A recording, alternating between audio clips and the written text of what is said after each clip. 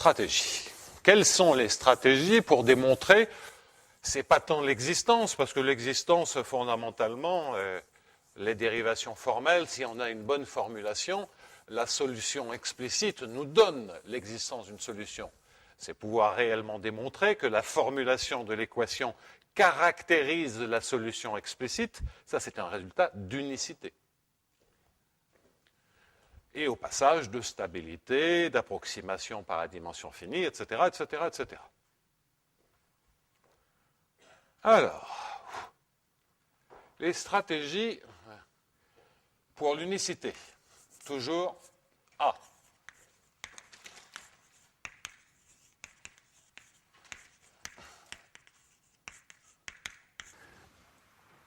Il y en a 3 ou 4 de stratégies possibles qui ne donnent pas exactement les mêmes résultats. Alors on va les prendre une par une et par intérêt croissant.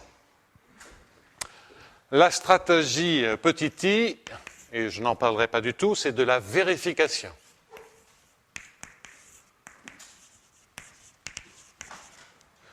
C'est se servir de la formule explicite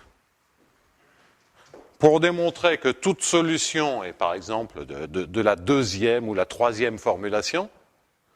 Si on part de... Donc je vais leur donner les numéros 1, 2 ou 3.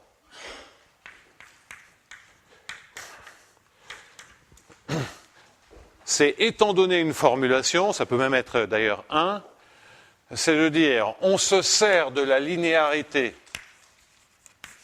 et de la formule explicite pour démontrer l'unicité. Alors, je ne vais pas le faire dans le détail, mais je vais peut-être me contenter de faire une analogie.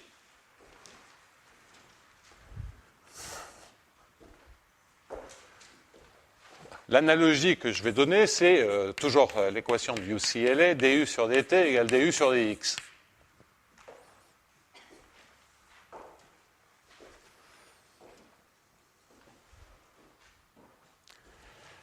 Dont la solution explicite, c'est U0 de x plus t.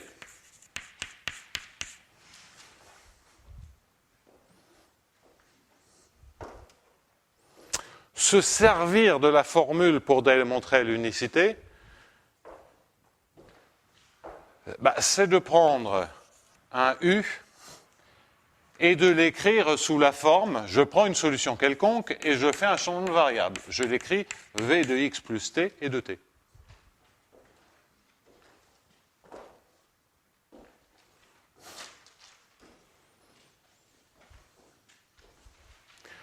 Je remplace dans l'équation. Et j'obtiens bien entendu que dv sur dt, du sur dt, c'est dv sur dt, cette dérivée-là, plus dv sur dx. Et que du sur dx, c'est dv sur dx.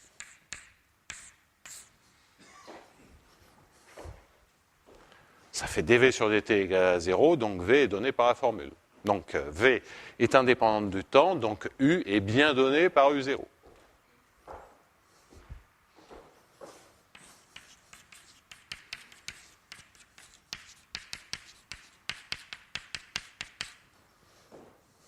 Bon.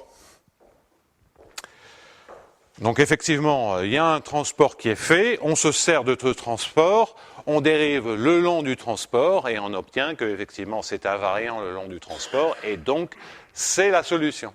Et ça on peut le faire, c'est du transport, même si c'est l'équation de la chaleur, on n'est pas en train d'inverser l'équation de la chaleur. Donc, quelle que soit la formulation, à partir du moment où on peut prendre des objets C infini pas loin, etc., on s'en tire.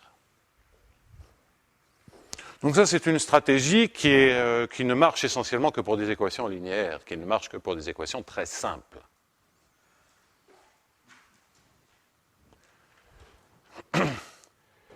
Donc c'est bien, ça ne nous laisse pas nus devant le problème, mais ce n'est pas intéressant, pas robuste comme stratégie.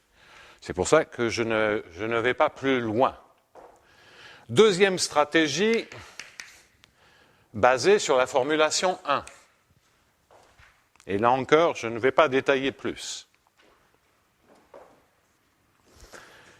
C'est de se dire, au fond, ce problème-là, je peux prendre m mesures de proba, mais si je suis sur un ouvert borné, je peux étendre l'équation. Et au lieu de travailler, sinon il faut mettre des poids, c'est déplaisant, mais enfin, peu importe, je regarde 1, mais je l'écris dans L2.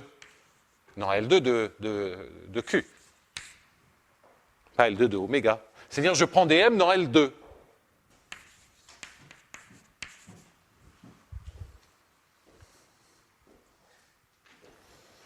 Après tout, j'ai envie de manipuler des Laplaciens M, donc je m'attends à avoir même plus de régularité que ça. Pourquoi L2? C'est parce que c'est un espace de Hilbert, c'est le plus simple. Quitte à changer d'espace fonctionnel, autant prendre le plus simple possible. Alors si je fais ça, j'ai une équation qui est du sur dt plus bien u', toujours de m, hein, appliqué à l'opérateur A scalaire m, égal à 0, où A est l'opérateur moins 1,5 de Laplacien. C'est un opérateur non borné. Donc c'est un AX gradient U de X. Alors même avec des Hamiltoniens non linéaires, etc., ça ce sont des choses que l'on a étudiées avec Mike Randall. Donc on peut approcher ces équations-là comme ça, on a des résultats de caractérisation des formules, on peut rajouter des termes non linéaires. Tout ceci est faisable, mais il y a un mais, c'est que ce n'est pas la bonne structure. La structure L2 n'est pas naturelle ici. Et en fait, fondamentalement, dans tout ce qu'on fait avec Mike Randall, on se sert là-dessus du fait que l'opérateur A soit un opérateur auto-adjoint qui a un certain nombre de propriétés, de coercivité, si vous voulez. Et on peut avoir donc les inconvénients de la première approche, je reviens en arrière, c'est restrictif, restreint aux équations linéaires. Même si ce sont des équations linéaires générales, c'est quand même restreint à des équations linéaires. Alors ça marche pour des équations beaucoup plus compliquées qu'avec du Laplacien. Et ici, vous pouvez avoir des opérateurs qui dépendent de M, etc. C'est déjà ça. Mais on voudrait mieux encore. Là, ce n'est pas restreint à des équations linéaires, mais ça se sert de propriétés de l'opérateur A qui ne sont pas les bonnes. Donc, OK, mais pas bien adapté. Alors, mais pas bien adapté. Alors, je vais expliquer ça tranquillement dans un petit instant. Pourquoi c'est pas bien adapté? C'est que d'abord, et puis c'est pas de termes non linéaires en dérivée seconde. Pas de non linéaire en dérivée seconde. Ça, on sait que c'est pas comme ça qu'on pourra y arriver. Alors, pourquoi c'est pas adapté? C'est qu'on se sert fondamentalement du fait que AM scalaire M dans L2 est non seulement positif, mais c'est quelque chose de très sympathique puisque c'est 1/2 de l'intégrale de gradient M carré. Donc, c'est positif et il y a un peu de compacité cachée, donc il y a plein de compacité, signes. Mais ça, c'est linéaire sur les opérateurs, tandis que moi, j'aimerais pouvoir gérer ici, par exemple, une équation non linéaire à la place de Laplacien M, mettre un f de dérivée seconde de M. On devrait pouvoir. Ça devrait être la limite des équations complètement non linéaires du second ordre. Hein, donc si je remplace formellement, pourquoi c'est gênant? Parce que si je remplace, au lieu de partir de du sur dt égale 1/2 de Laplacien, j'écris du sur dt égale un f, ou plus exactement une somme de i égale 1 à n de f de d2 par rapport à xi de un.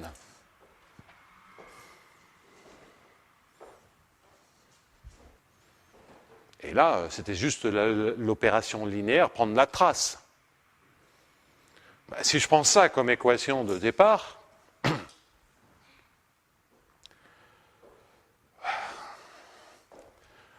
on sent qu'on aurait envie d'écrire des choses dans lesquelles il y a des termes un peu plus non linéaires ici,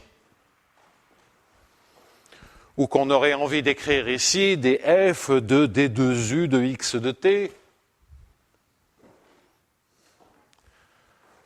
Et donc, ça ne va pas être du tout adapté à des structures L2, hilbertiennes, etc. Ce sont des structures solutions de viscosité, c'est-à-dire L infini sur les x, L1 sur les m. Donc, même si ça permet de démontrer des résultats, ce n'est pas comme ça qu'il faut s'y prendre.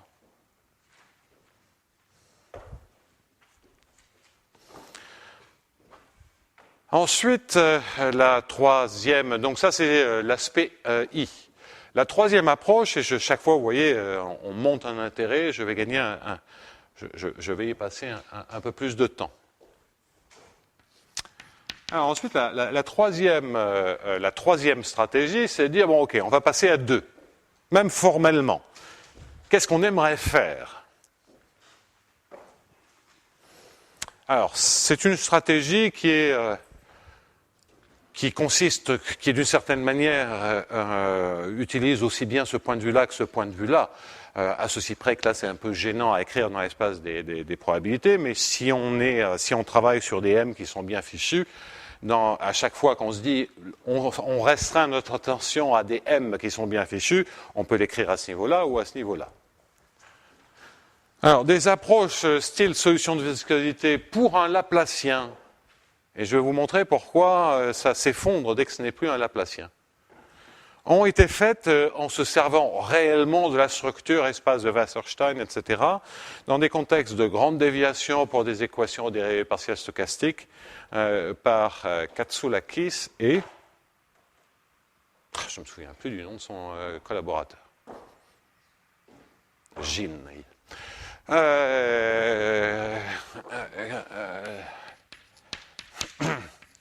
Katsoulakis nous disent, ouais, c'est pas grave, pour le Laplacien, on va faire avec les distances de Wasserstein, on a cette structure quasi-riemannienne, tout va bien se passer, regardez, on a les bons signes. Moi, je l'ai acheté d'ailleurs, ça, je me suis dit, ah ouais, ça marche bien, et c'est ce que je vais vous expliquer. Puis après, je vais vous montrer pourquoi ça s'effondre dès qu'on met un opérateur qui est un peu différent du Laplacien. Avec une dépendance en X, par exemple. Parce que c'est une stratégie du premier ordre pour une équation du second ordre. Et que ça, lorsque ça ne dépend pas de X, ça peut encore à peu près marcher, mais lorsque ça dépend en X, ça ne marche plus du tout. Alors, de quoi s'agit-il? Fondamentalement, peu importe la formulation précise, donc c'est ma version de ce qu'ils font, c'est que ce qu'on aimerait faire pour démontrer de l'unicité, c'est, comme je vous l'ai déjà indiqué pour les équations de premier ordre, c'est de maximiser U de M et de T moins V de M' et de T moins 1 sur 2 epsilon D2 de MM'.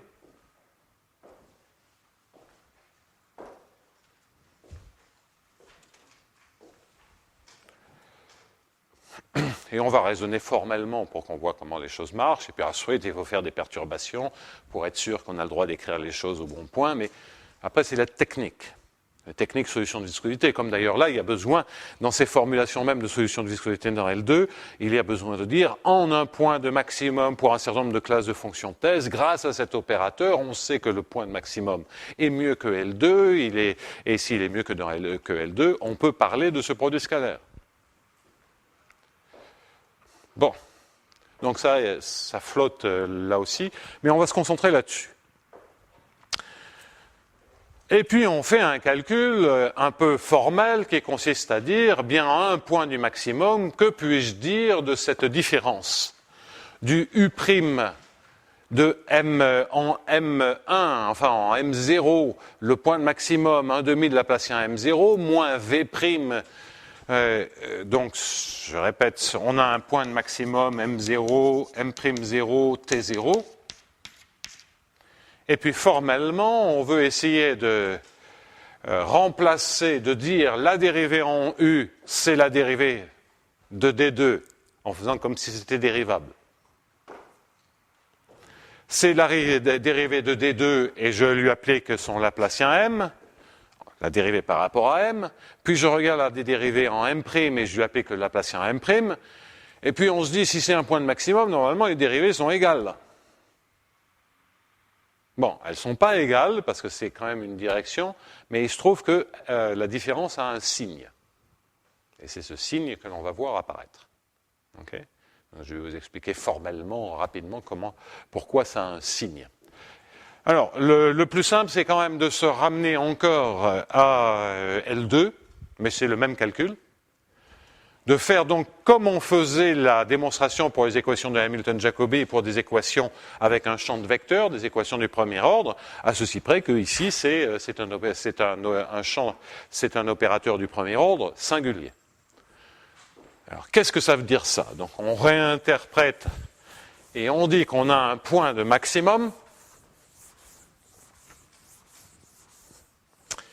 On a un point de maximum qui est en x0, j'oublie le temps qui ne joue aucun rôle, moins v de y0, moins 1 sur 2 epsilon, donc ça c'est xy, moins 1 sur 2 epsilon x moins y en norme au carré, la norme L2, et ça c'est un maximum en x0, y0. Et que la loi jointe x0 de x0, y0 est optimale pour les marginales de x0 et de y0. C'est automatique parce que une ne dépend que de la loi, v ne dépend que de la loi, donc si c'est un maximum par rapport à tous les couples xy, c'est donc dire que si loi de x0 est égale à m0, et si loi de y0 est égale à m'0, donc ça c'est maximum en m0, m'0, alors x0, y0 est un couplage optimal, parce qu'on minimise la différence de la norme L2 parmi tous les couplages possibles, est un couplage optimal pour D de m0, m'0. Donc, on a l'information qui avait suffi pour des équations du premier ordre, même avec des dépendances en x ou en m, par simple effet des solutions de viscosité, la dérivée en x est moins la dérivée en y, mais on a une information en plus, et je vous avais dit, là, on n'a pas besoin de savoir que c'est le couplage optimal. Bah, ici, je me contente de noter, et ça va servir, que c'est le couplage optimal. Ensuite, les solutions de viscosité vont consister à écrire moins 1,5 du gradient de x1,5 de x0 moins y0 carré, ça fait x0 moins y0. Appliqué au gradient de log de m0, m'0, je vais l'appeler m1, hein, excusez-moi, mais les primes, j'ai pas envie, il y a tellement de dérivés dans tous les sens. Donc, du gradient de log de m0 de x0. Donc, ça, c'est ce que j'ai au second membre. Au second membre de l'autre équation pour v, j'ai la même chose avec y0 moins x0 et m1 en y0. Et alors, donc, et je dois retrancher. Donc, moins, ça fait plus avec un y0, et donc, normalement, je devrais avoir un plus 1,5 de x0 moins y0, gradient du log de m1 en y0. Donc voilà la différence que je dois manipuler.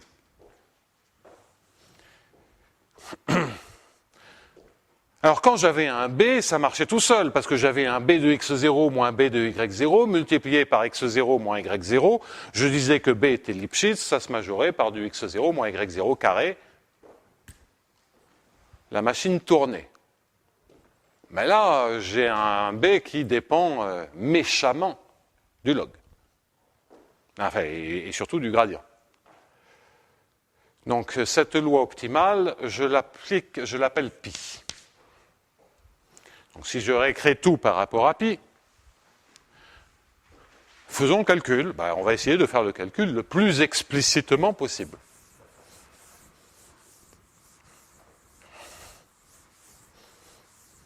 Et puis on va se servir du fait, qu'est-ce que c'est le couplage optimal, en supposant que M0 et M1 sont des mesures qui sont parfaites. Donc on a tout, équation de Monge-Ampère et tout, on a tout ce qu'il faut, tout est très très régulier, donc il n'y aura aucun problème pour ce problème de transport. Et puis après, il y aura justifié ceci, mais je n'en parle même pas parce qu'on va voir les limites de la chose. Alors déjà, la première chose, c'est que je vais maintenant réécrire ceci en disant que c'est moins 1 demi de petit x moins petit y, scalaire du gradient de M0 en x divisé par M0 en x, moins gradient M1 de y divisé par M1 de y,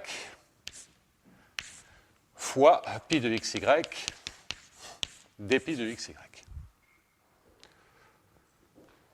Bon, je regarde ça, ça ne donne pas très envie. Hein.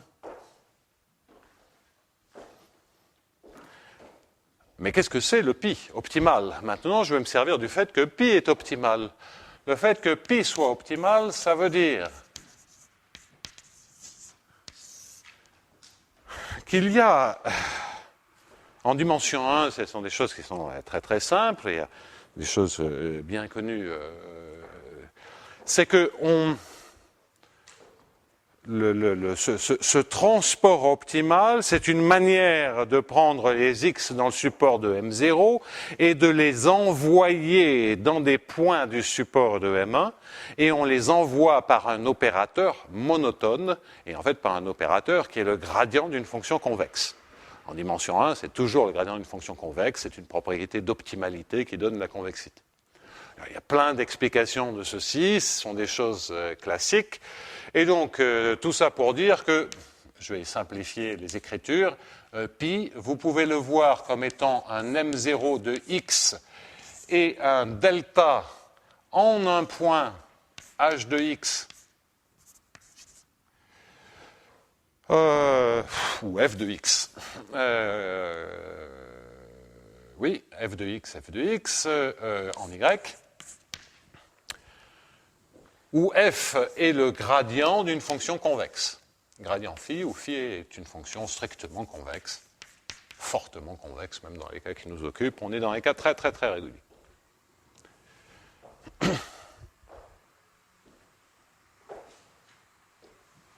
Et que c'est également donné par M1 de y, et un delta de g de y et de x, où g c'est f-1,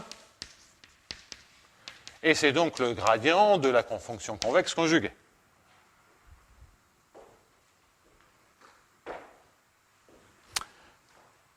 Et enfin, pour déterminer complètement ce f, bien qu'est-ce qu'il faut dire? Il faut dire que j'ai toujours un peu de mal avec ces mesures-images. C'est si je prends, c'est que M1 est la mesure-image de M0 par F. Donc je vais essayer de ne pas me planter sur les déterminants en plus 1, en moins 1, etc. Moi j'ai des problèmes avec les changements de variables. Hein. Ça a toujours été une difficulté.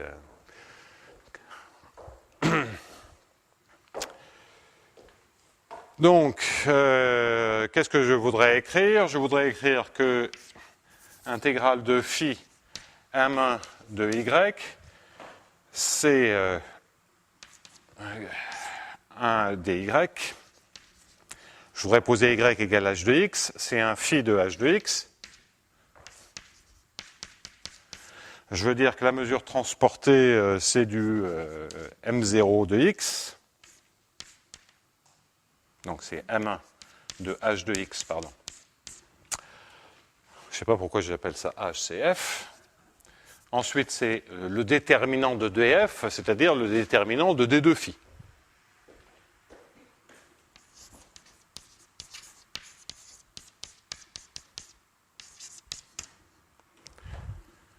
Bon. F de x, oui, là, ça a l'air à peu près cohérent. Et donc, je veux que tout ceci, si c'est phi est égal à 1, ça soit m0. Donc, ça soit l'intégrale de phi de f de x fois M0 de x. Je suis désolé hein, de faire des choses aussi simples qu'un changement de variable, mais moi, je n'arrive pas à le mémoriser. Je me trompe toujours avec les signes. Les trucs. Je ne suis d'ailleurs pas sûr de le faire correctement au tableau. Hein. Enfin, Guillaume, tu me corriges si je me trompe. Pour l'instant, ça va.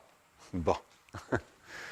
Alors, donc, le résultat des courses, c'est maintenant, je peux effacer, et de dire que c'est un couplage optimal, c'est simplement de dire que M0 est donné par M1 de f de x fois le déterminant de D de phi.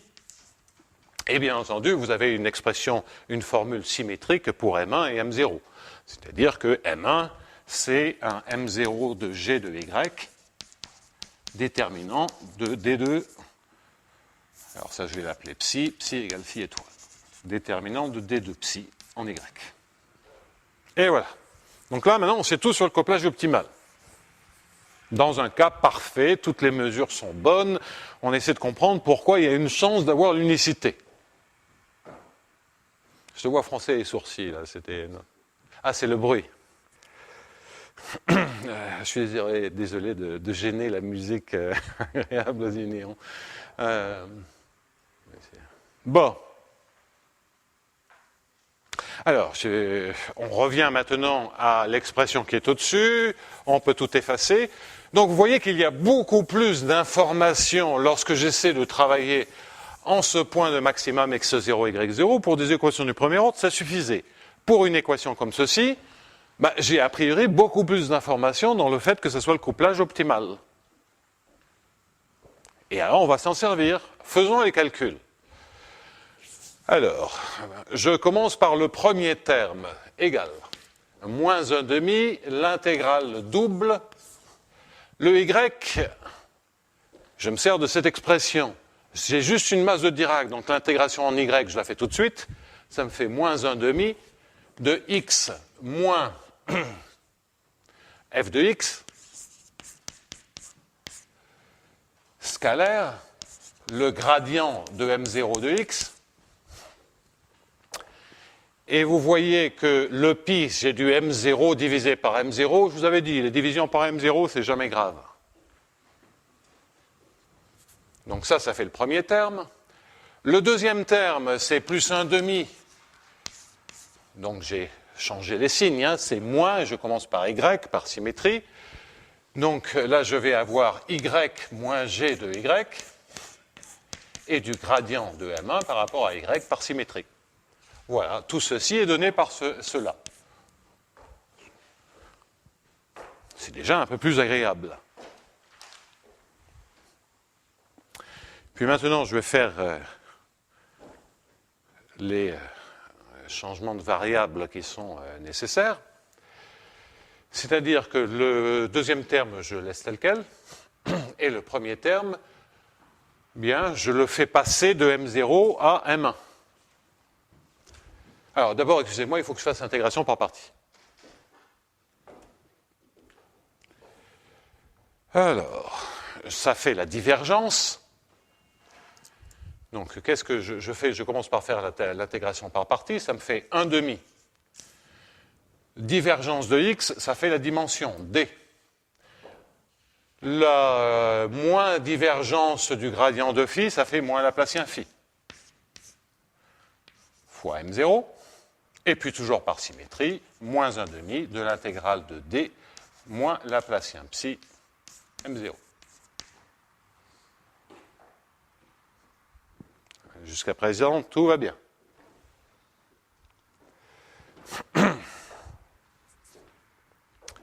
M1, pardon. Et le M0, je le remplace par son expression. Donc, c'est-à-dire que cela me fait 1/2 de d. Oh, le Laplacien phi. N'allons pas trop vite. Le Laplacien phi. M0, c'est M1 de f de x, c'est-à-dire de gradient phi de x, fois déterminante d de phi de x. Puis l'autre, j'y touche pas. Donc ça fait moins 1/2 de l'intégrale de d moins Laplacien psi fois M1. de y. Alors, il y a des manières un peu plus rapides de faire les calculs, mais fondamentalement, ce calcul est à faire. Et puis, ce calcul est à faire, et on verra à quel point ce calcul, il est trompeur. Donc, c'est pour ça qu'il va falloir encore faire autre chose.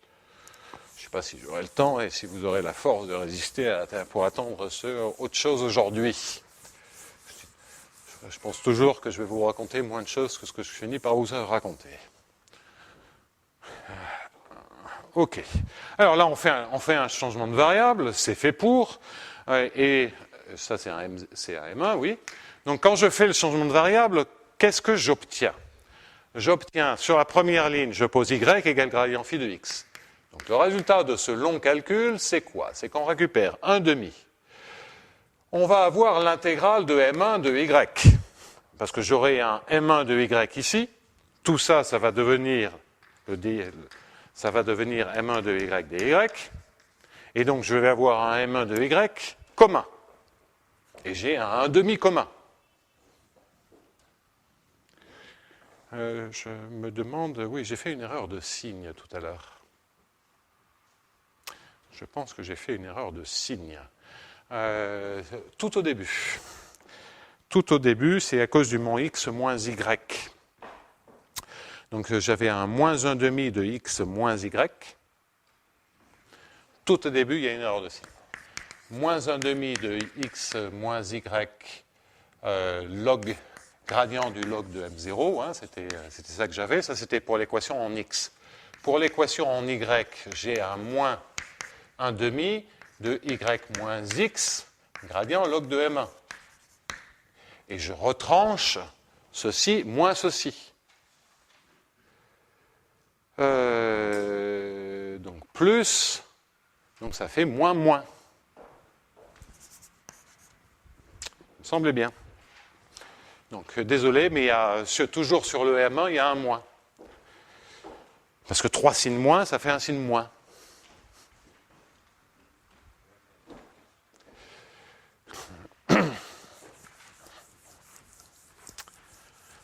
Bien. Et ça, c'est donc un plus ici et un plus ici. Désolé.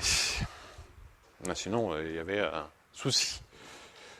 Alors, 1/2 de M1 de Y, facteur de quoi?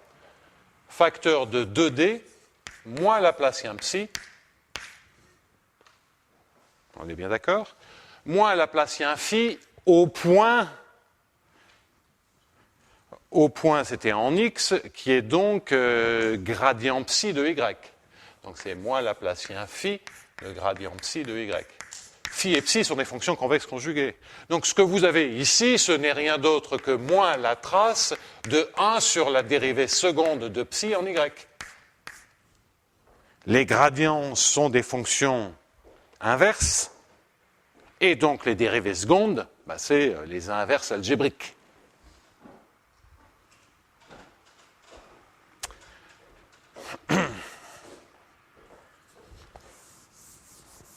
Je répète, par dualité, c'est moins trace de 1 sur d de psi. Le tout dy. Eh bien, ça, c'est toujours négatif ou nul.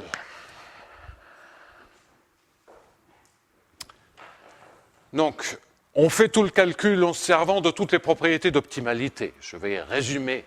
Et on obtient cette expression, où d de psi, où la matrice A égale d de psi, est une matrice positive ou nulle. Et donc, ce que vous avez ici, c'est 2D moins la trace de A moins la trace de A moins 1.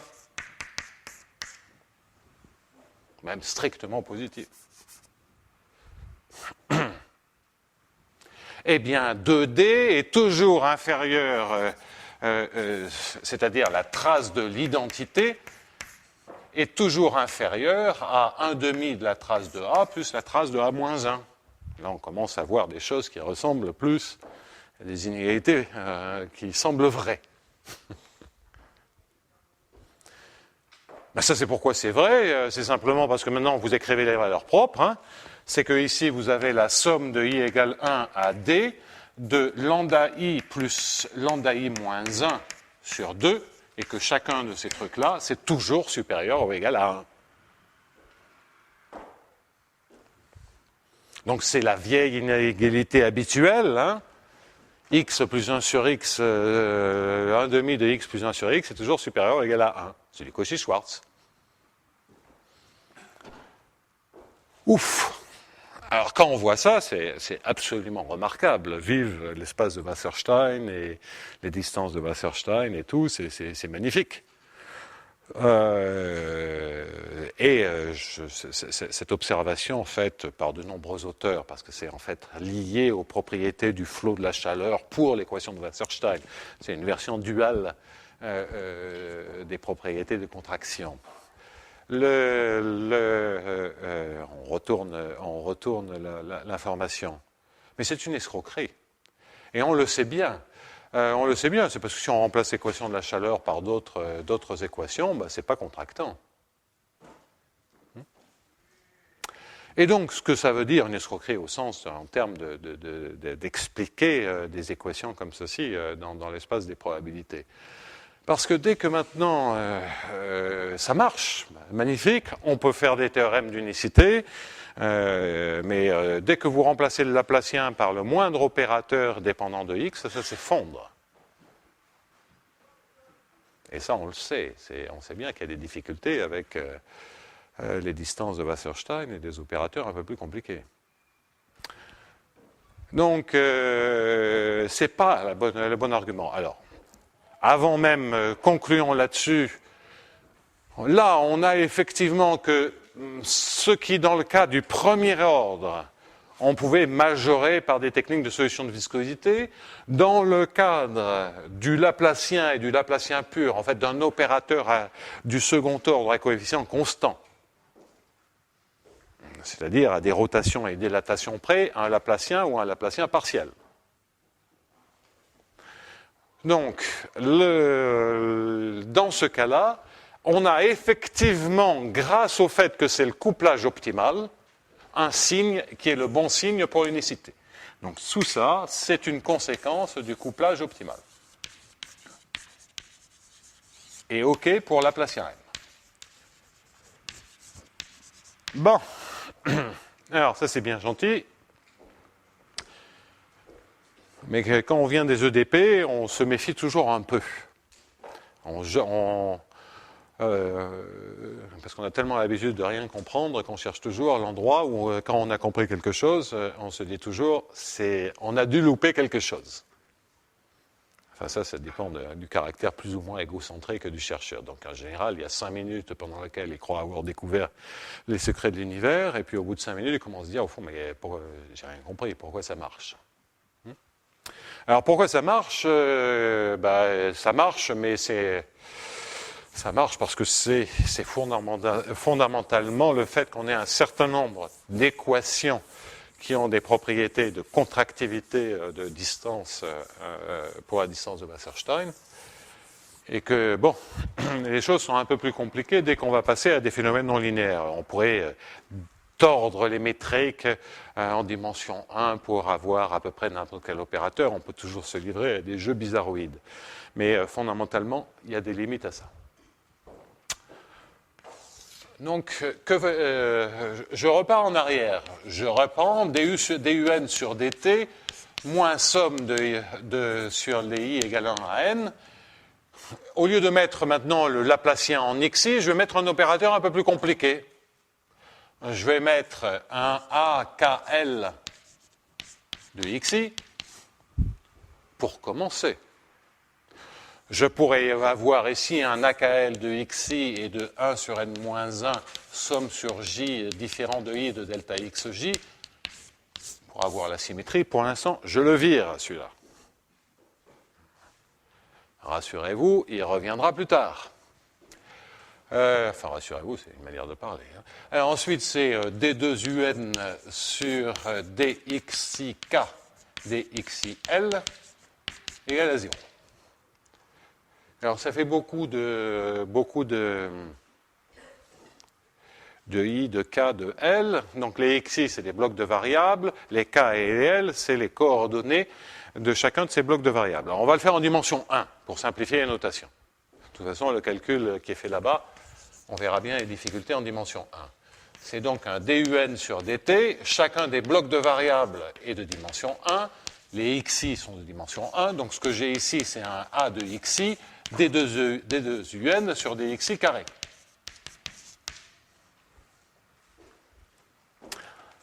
Bon. Bien, les arguments formels où le A est égal est une fonction régulière et qui est positive ou nulle. Donc, une bonne manière de dire les choses, c'est que A, c'est 1/2 de sigma carré de xi, ou sigma transposé, enfin peu importe, ou sigma est Lipschitz. Là, c'est la manière probabiliste d'écrire, ça correspond à l'interprétation probabiliste de ces équations-là. Elle peut être aussi bien dégénérée que non dégénérée.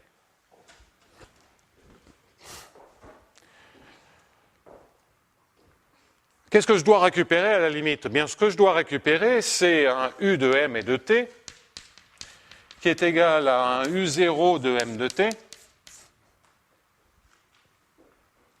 où M de T est la solution de quel problème?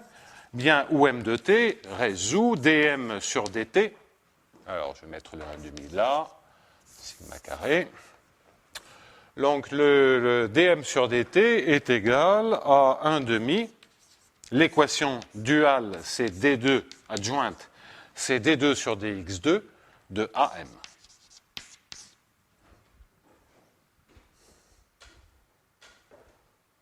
Ben, lorsque a égale à 1, c'est bien ce que j'ai écrit précédemment. Maintenant, j'ai simplement remplacé le 1 par un a de x.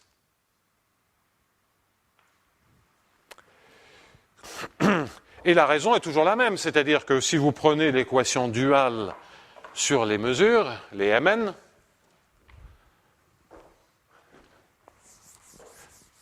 je vais essayer de garder ça en haut pour qu'on voit la différence toute bête qui va apparaître.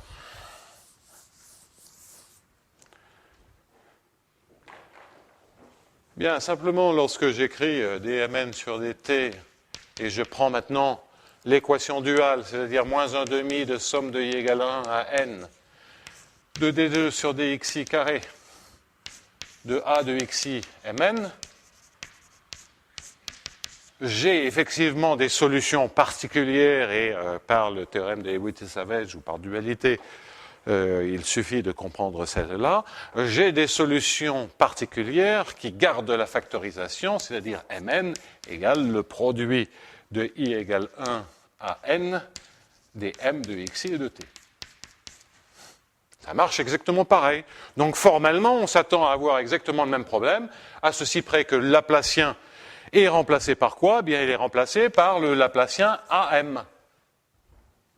Vous mettez devant le M, vous injectez le A, un A de X.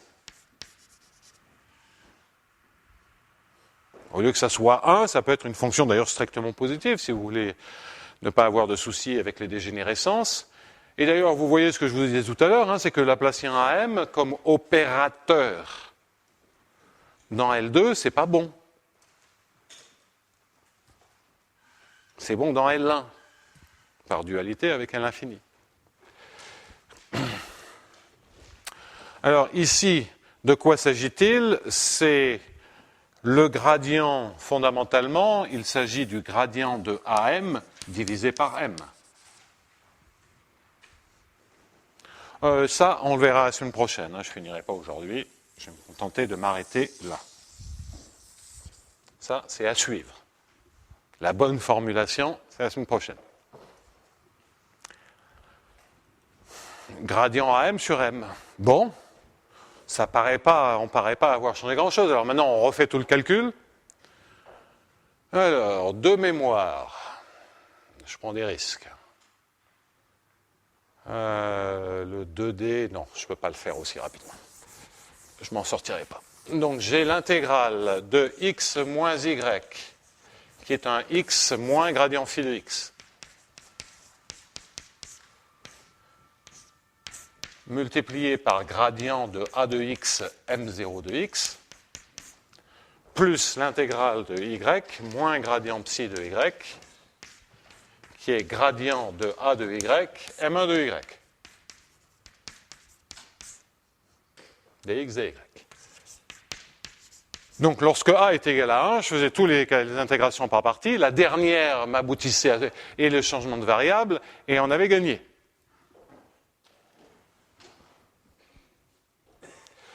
Et je pense simplement que j'avais un signe moins devant tout ça.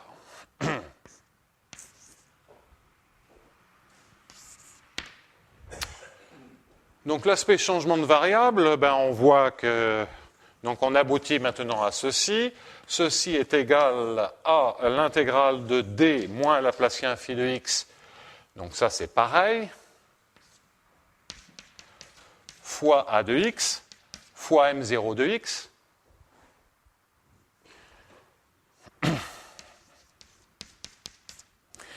Et plus l'intégrale de d moins Laplacien psi de y fois a de y, m1 de y.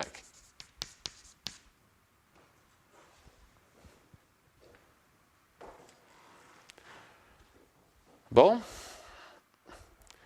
Et bien maintenant, vous récupérez un 2D, vous faites à nouveau le dernier changement de variable. Le Laplacien psi, il est multiplié par... Alors non, je ne peux pas dire les choses comme ça. C'est un D moins Laplacien psi de Y fois A de Y.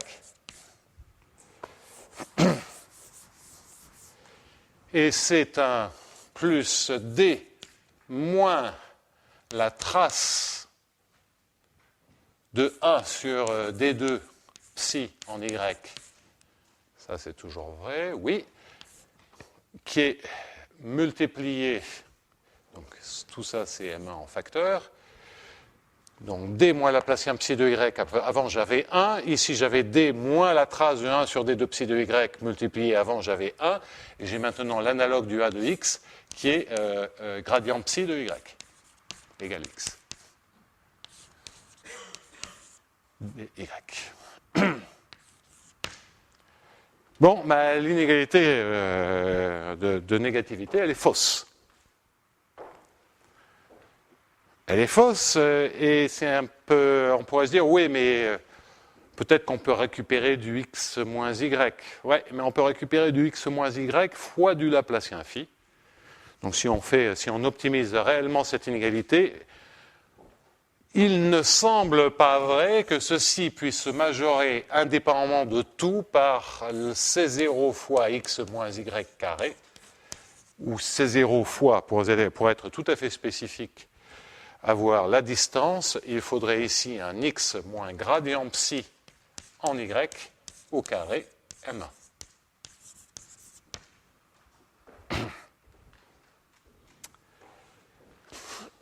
Le a de y moins a de x, l'erreur que vous commettez ici, elle est bien d'ordre x moins gradient psi de x. Mais ce n'est pas un carré, c'est à l'ordre 1.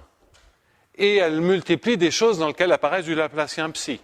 D'un autre côté, vous gagnez des choses parce que l'inégalité lambda plus 1 sur lambda supérieur à 2, c'est quand même dire qu'il y a un carré.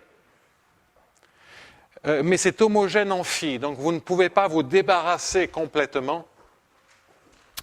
Vous ne pouvez pas vous débarrasser complètement. Ce que vous gagnez de l'autre côté n'a pas la homogénéité. Donc vous pouvez arriver à avoir un carré ici, mais grosso modo, ça voudrait dire que vous avez un terme en plus que vous ne contrôlez pas, du style D2 psi, une norme de D2 psi.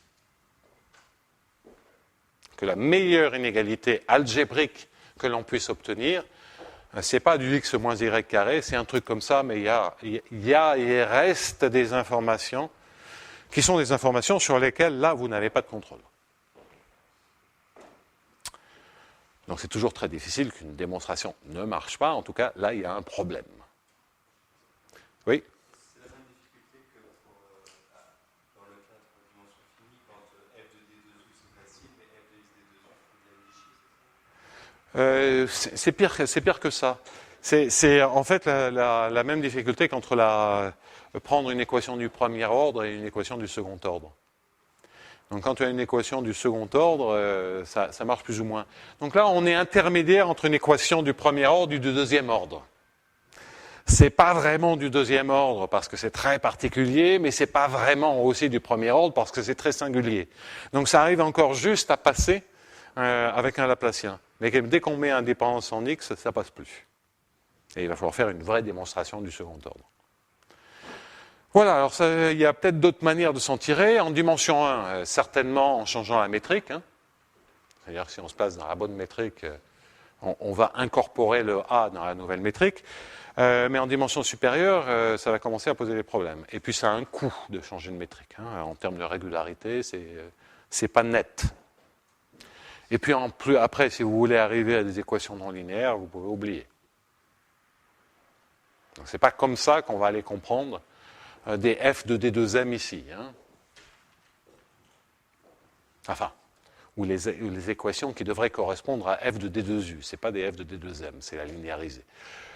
Bon, donc c'est pas comme ça qu'on pourra s'en sortir. Mais enfin, en ce qui concerne le Laplacien pur, et donc le Laplacien m plus des termes du premier ordre, comme ce que j'avais fait jusqu'au préalable, là c'est parfaitement cohérent. Donc là c'est robuste vis-à-vis de Hamilton-Jacobi plus du Laplacien. Mais on voudrait des choses encore plus générales que le Laplacien. Donc ça, ce sera vendredi prochain. Merci.